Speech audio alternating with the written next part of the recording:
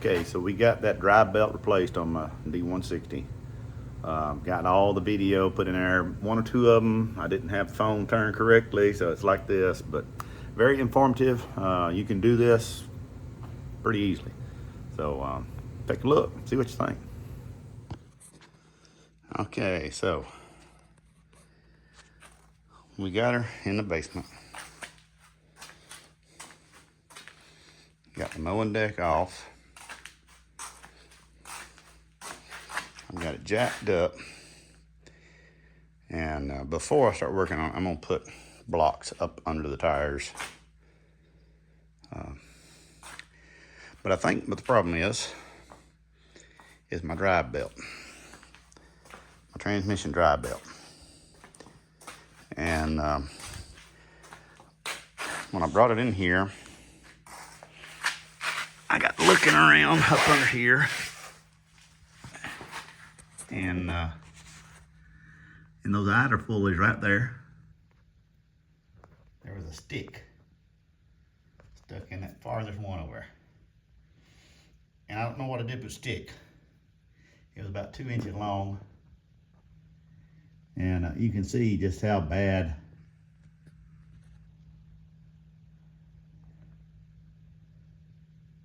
the belt is cracked. It's the original drive belt, never been changed. So what I've got to do is I've got to get it off there and measure it. And my buddy told me you can buy them at Lowe's. Now, because when I spin this wheel, that Novair spins the opposite way, he tells me that my transmission is fine. And I'm glad, because that's like $1,000. And you know, the last thing I want to do is put $1,000 into a transmission on a lawnmower. So I'm fixing to cut that belt off so I can measure it and go by Lowe's tomorrow on my way home from work and pick up a drive belt, and then maybe this weekend get put back on. At least that's the plan. Okay, I've done some sketchy stuff from time to time. I think this is not sketchy at all. Got 2 ramps that's rated for automotive. Got 2 cement blocks. I got 2 ratchet straps. I got a jack stand in the front. Got a jack stand in the back.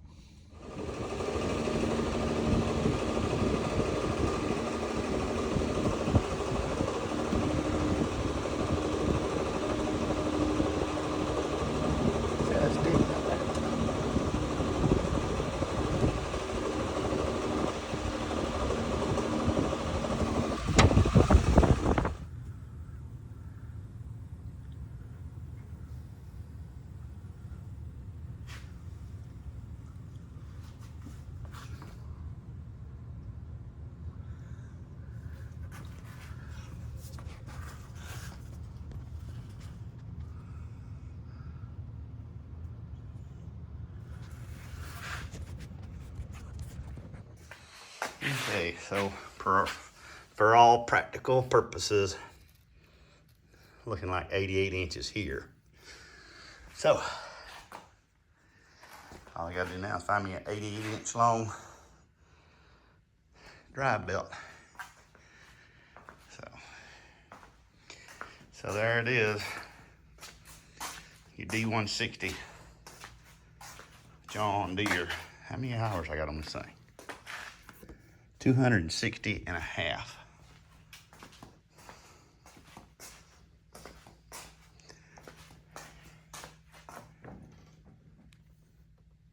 Yep. I wish I could find that little stick, because when I saw that stick, I thought, yeah, but that's the problem. Burnt the belt. The belt was in bad shape, and that stick just burned it up. I don't know what I did with it though. Later. Hey, number one son has come to help. We have already removed the nut from the steering column gear, and now we've got to take, I imagine, that lead hammer that I've had since memory of. I remember it being around my daddy's tools. We're going to try to tap that thing out of that gear. That way we can move that shaft out of the way. Okay, success. Although I did have to get up there and pull on the steering wheel as he was tapping on it. And here's the good gear. Look at the wear on it. Focus phone, focus, focus, focus, focus. There we go. Look at the wear on that thing. I think we put it back on, we're gonna put that wear up. And my buddy Bruce told me, grease everything real good, Jeff. Okay, so here's the pulley off the engine side. And of course, there's the clutch for the blades. After we got that bolt right there out, the clutch come off real easy. And then this right here, just a little tug and it slid off. It's got an internal key in it. There's a key in the shaft coming out of the mower, but there's an internal key in there. Looks like it's maybe a swedge in there or something. So you don't have to worry about losing a key. Now this one has proven to be the most aggravating, trying to get that belt. I'm not sure what you call it, but it keeps the belt in the pulley. I'm gonna call it the retaining stop. And you got just enough room to get about a quarter, maybe an eighth a turn. It's a 15 millimeter oddball shape deal, and thank goodness it wasn't tight, but it's just in such an awkward position.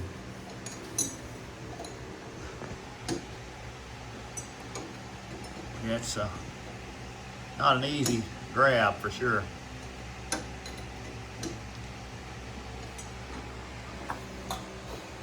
How's it coming, son? It's coming. Slowly but surely, huh? Yep. And there it is. That goes up beside the pulley to keep the belt tracking in the pulley. Okay, we got around the back pulley. We got the front pulley started. And now we got these idler pulleys, and I'm gonna have to pull up a picture so I can remember how they go.